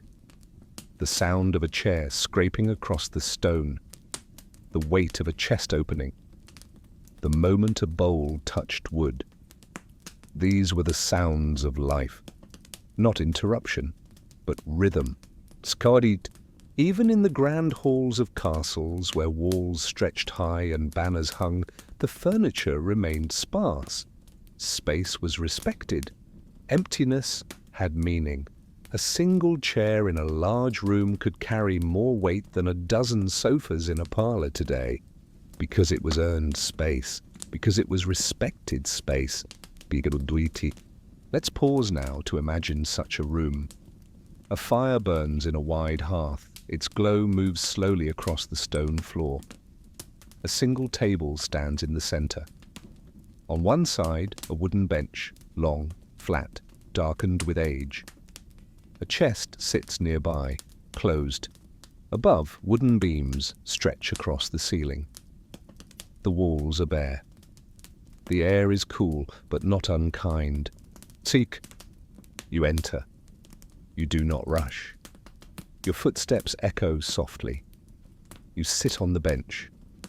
You feel the surface beneath you, firm, familiar. It does not mold to you. It reminds you of where you are. You breathe in, slowly, and the space receives you. There is nothing more to do, nothing to adjust. No buttons, no levers, just wood and space and time. You remain, and the room remains with you. And this way of being, of sitting, of dwelling, of existing in rooms without softness, taught medieval people something we've mostly forgotten, that not every moment needs to be filled, that not every surface needs to adapt to us, that sometimes it is we who must adapt to the seat, to the silence, to the shape of the day. And in that adaptation comes a strange kind of rest, not comfort, but peace. Let us now speak of hands. Not just what they held, but how they moved. In the medieval world, the hand was not idle. It cooked, carved, carried, gathered, swept, stitched. And when it made furniture, it left behind not just function, but traces of thought. If he'd say, each bench was shaped by a hand, each stool leg turned by motion, not machine. A groove, once smoothed with a blade, might still hold the faintest curve of someone's gesture. The hammering of wooden pegs left a rhythm. The polish of daily use left a shine. Nothing was identical. Every chair was a little uneven. Every chest had a hinge that creaked more than the others. This was not a flaw. It was memory, carved into wood by the people who lived with it. Because to use something daily is to change it.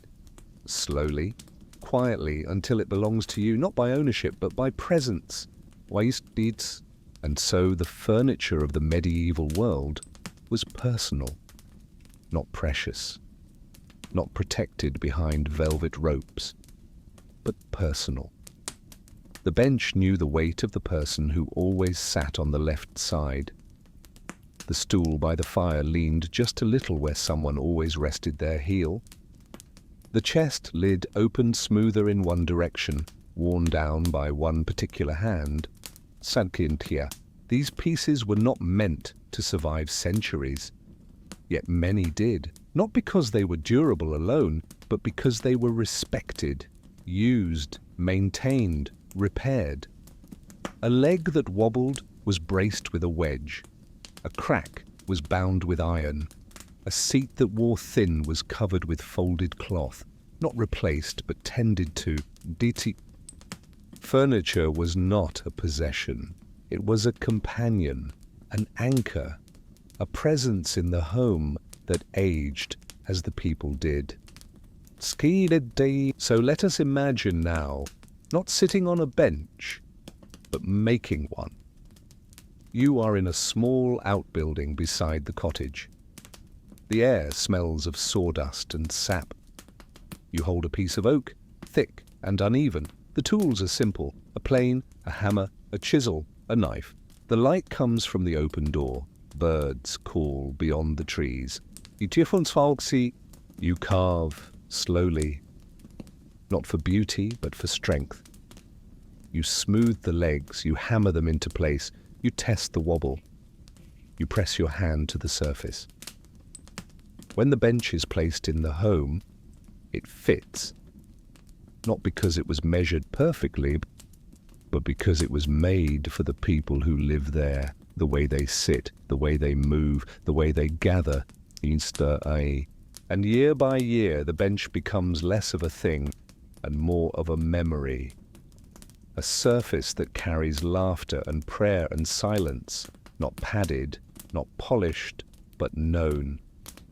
This perhaps is what we have forgotten. That comfort comes not only from softness, but from familiarity. That a hard seat can still feel like home if it knows you will do all this guidance. And if you let yourself know it too. There is something quietly powerful about the weight of old things, not their physical weight, though the oak was heavy and the chest took two people to lift, but the weight of what they've seen, of how long they've lasted, of how much silence they have learned to hold. Medieval furniture was not replaced with the seasons. It did not follow fashion. It stayed through years, through births and deaths, through harvests and illness, through wars and quiet winters. A table remained in its place for decades, A bench served every guest, every prayer, every meal without complaint. A chest outlived its owners. Stool, bati. This weight became a kind of stillness. When you entered a room and saw the same objects as yesterday, and the day before, and the year before, your heart slowed. Your body remembered what it meant to be in that space. You did not have to relearn how to sit or where to rest your hand. The wood was always the same. This sameness was not boring. It was anchoring.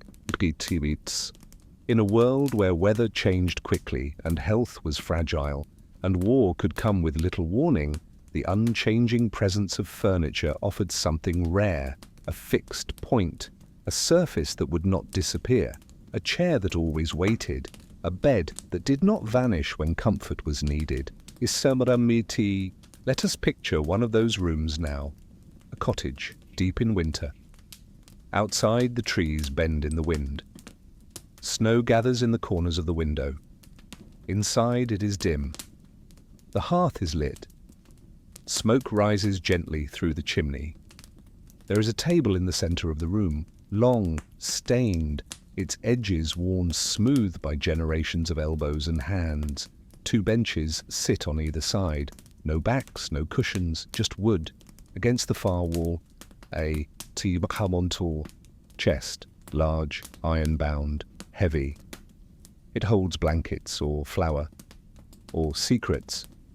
You enter the room, the floor creaks, the fire pops, you sit. Slowly, the bench is cold, but you expected that. Your feet slide forward, your spine straightens. You listen to the wind, to the quiet breath of the room, to the way stillness holds everything in place.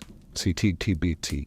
This is not comfort in the modern sense. It is not softness, but it is something deeper. It is return. You are not in pain. You are not distracted. You are exactly where you are meant to be. And the bench, the old unmoving bench, reminds you of that. This kind of presence cannot be bought. It is not made quickly. It is not upgraded. It is lived with. It is learned. And so the people of that world learned how to dwell in the weight of quiet things. Things that did not shout. Things that did not change.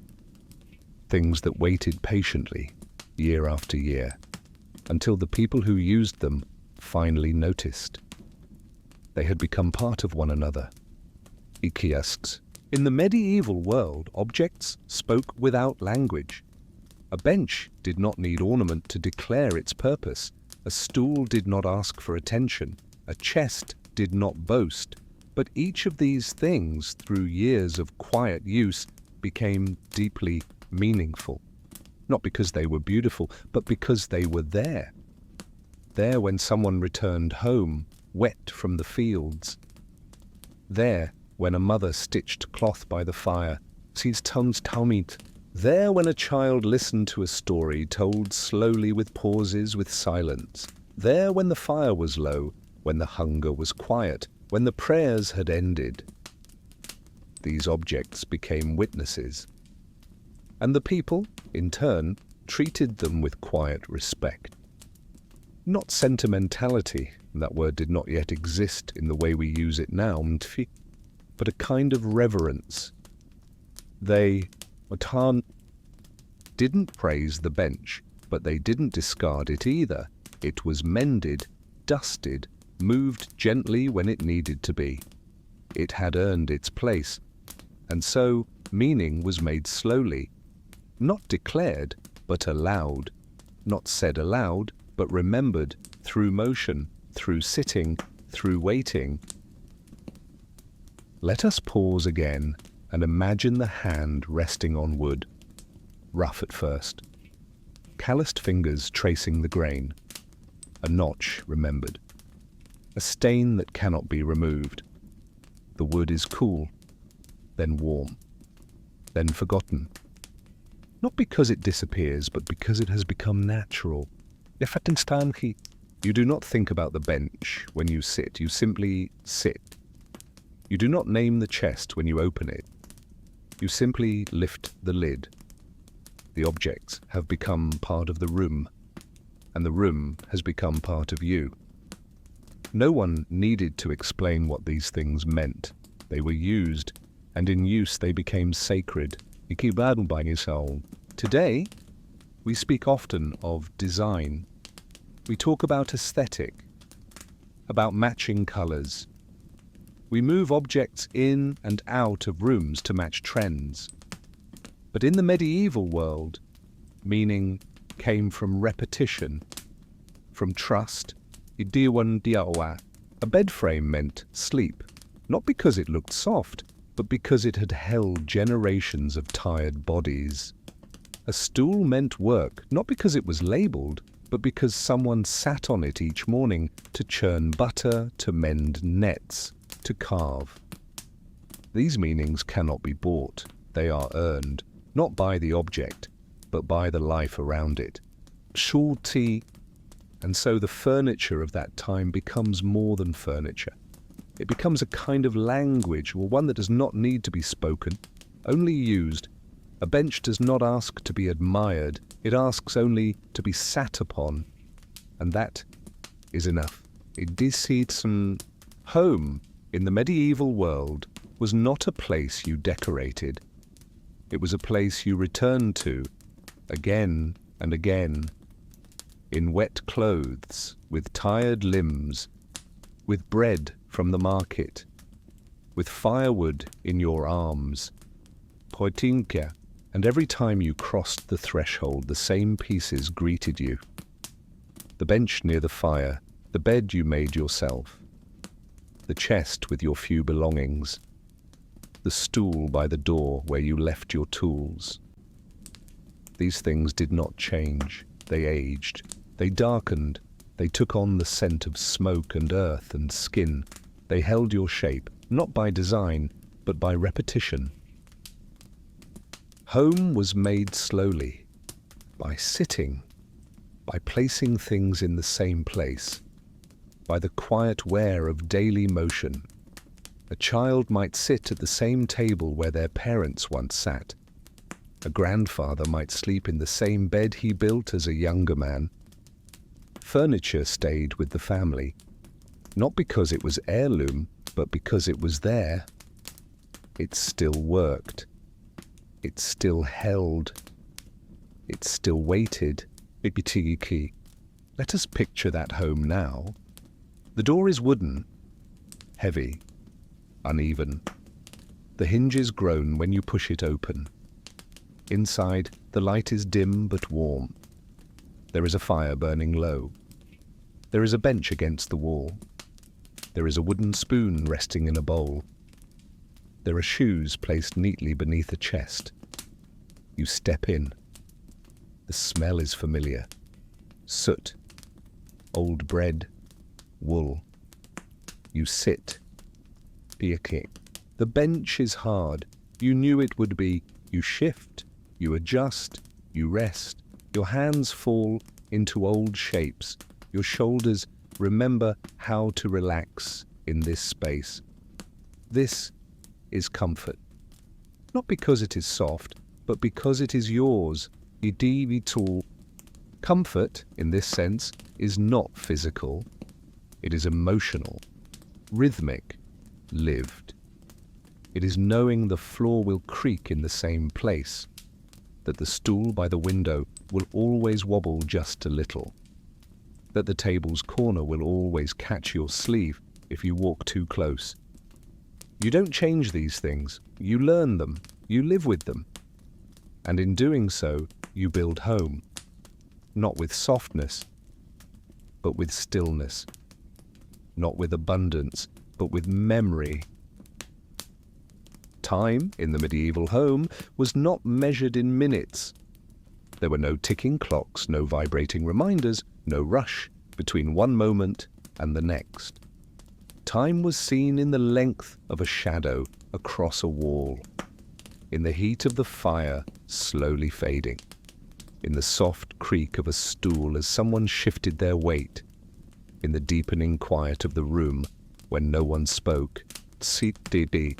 And so the furniture, the bench, the stool, the bed, did not just hold the body, it held time, slower, deeper, quieter than we know it today. You sat not because it was time to sit. You sat because your body told you it was ready. You rose not because of a deadline, but because the fire needed tending. Because the light was fading, because the bread had finished baking. Time was woven into the motion of things, not tracked, but lived, not chased, but observed. And the furniture understood this. It did not push you forward. It waited. It listened. A bench may have held 1,000 quiet moments, not all remembered, but all real, all still echoing in the grain of the wood, if one were quiet enough to listen. Let's imagine again the room. It is afternoon. The light is golden. Dust floats lazily through a shaft of sun. A bowl rests on the table, still warm from the midday meal. The bench is empty, but its surface is worn where people always sit. A spoon lies slightly askew. No one is in the room, but the room remembers. Time lingers here, not with urgency, but with presence. The wood does not age all at once. It ages slowly, with patience, with grace. A scratch becomes a mark of memory. A wobble becomes a signature. The furniture does not ask to be restored. It asks only to remain. And in doing so, it teaches us how to remain too. To sit, to breathe, to know that time, when honored, is not lost, but deepened. And now we come to the end, not abruptly, not with fanfare, but gently, like the last ember in a hearth fading into ash, like the weight of your body settling deeper into the bed beneath you. This has been a long journey through quiet things, through wood that never softened, through rooms that never rushed, through discomfort that somehow became peace. We have sat on the hard bench, we have leaned on the uneven stool. We have folded blankets on a chest that creaked when opened. We have returned again and again to the same seat, the same silence, and we have found something waiting there. Not luxury, not ease, but stillness. A kind of stillness that does not ask for anything, that does not entertain, that does not distract. It only is, and that is enough. The medieval bench, the one we've imagined so many times, still waits in the dark corner of the room, beneath the shuttered window, beside the fire that is now just embers. It holds the echo of footsteps, the weight of time, the shape of memory. No one sits there now, but it does not mind. It has learned how to wait. And perhaps, so have we. Perhaps in the stillness, we've learned to sit without moving, to breathe without hurrying, to be held by something that does not change. This is what old furniture can teach us. That rest is not always soft, that silence is not always empty, that history is not always written. Sometimes it is carved quietly into wood, passed down through hands, remembered by motion, and kept alive, not by what we say, but by how we sit. There's something uniquely grounding about objects that never try to impress you. The medieval bench never boasted, the stool never invited, the chest never explained what it held. These things were not designed to entertain, they were designed to endure. And in their silence, In their refusal to adapt to passing fashion or modern luxury, they carried something far greater: presence. The kind that doesn't seek attention, but waits quietly to be noticed and respected. Consider a room where the furniture does not change, where the same table is wiped clean each evening, where the same bench holds the same coats, where the wooden spoon has stirred 1,000 pots. It doesn't apologize for its wear. It doesn't hide its flaws. It simply remains. And in remaining, it becomes familiar, grounding, reassuring. That kind of consistency has a power all its own. In a world where everything around us begs to be upgraded, optimized, customized, there is peace in things that do not change. Peace in a bench that creaks the same way every night. Peace in a bed that is firm but predictable. Peace in a chair that doesn't try to comfort you, but simply holds you. And because those objects were quiet, the world around them could also be quiet. The sound of a chair being pushed back, the soft drop of a wooden spoon on the table, the folding of a blanket in a chest. Each sound had weight. Each action meant something. There was no music playing from the walls, no television humming in the corner, just fire and footsteps and voices when needed. And in that silence, that deep, real silence, sleep came differently. Sleep came not from exhaustion, but from conclusion. The day ended, the bench cooled, the spoon rested, the hands went still, the house exhaled. And in the stillness, the discomfort of the seat, the firmness of the bed, the coldness of the stone floor, all of it faded,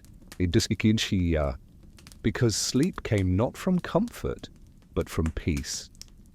A peace born of simplicity, of repetition, of rooms and rhythms that did not ask for more than they needed.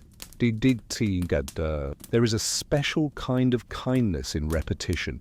The same action done again and again begins to carry meaning beyond words. In the medieval home, that repetition was everywhere. Folding the same blanket each morning, sitting in the same place to peel vegetables, warming hands by the same section of hearth year after year. These were not chores, they were rhythms. Gentle, familiar motions that didn't. Need to be improved, only remembered. Even the furniture accepted this repetition. The bench grew warm where the same person sat. The table edge smoothed from being touched in the same spot. The floor worn gently in the path between the door and the fire. Nothing needed to change because nothing was broken. And in that stillness, in that comforting sameness, people found rest. Not the rest that comes from entertainment or escape, but the kind of rest that lives inside you. A stillness that grows when you no longer need to chase anything. You simply move through the day, touching the same objects, sitting in the same chair, folding the same cloth, and finding in that cycle a quiet truth. You are home. You are enough. You are held not by softness, but by familiarity. And that is its own kind of comfort. Deeper, quieter, longer lasting. It's what lets you exhale a little more each night.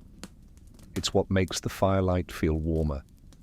It's what makes the silence feel full instead of empty.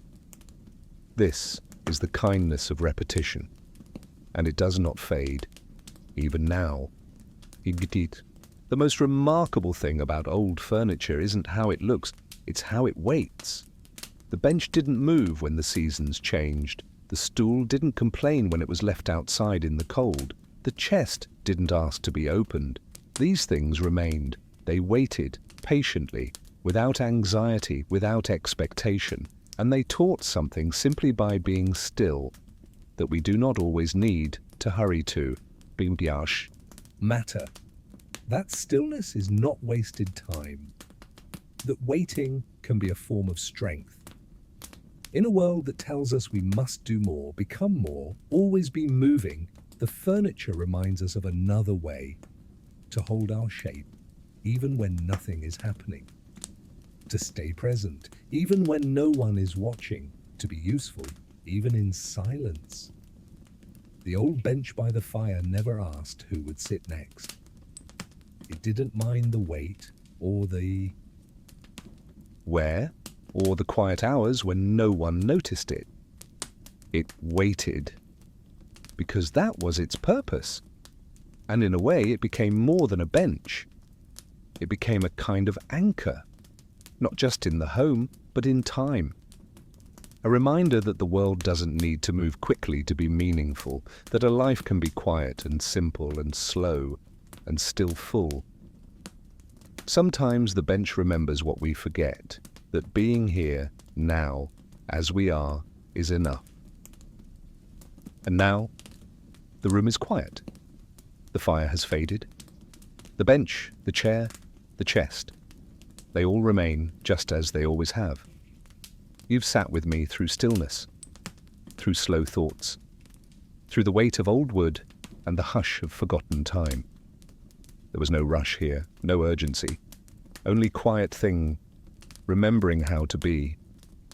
And maybe in listening to all this, in slowing down long enough to hear it, something inside you slowed down too. If you've drifted into rest, let it take you deeper. If you're still awake, that's okay too. You're not alone. This world of slow rooms and patient benches will be here whenever you return. So for now, let the quiet hold you. Let the furniture fade. Let your breath settle. You've heard enough for tonight. Thank you for being here. Sleep well.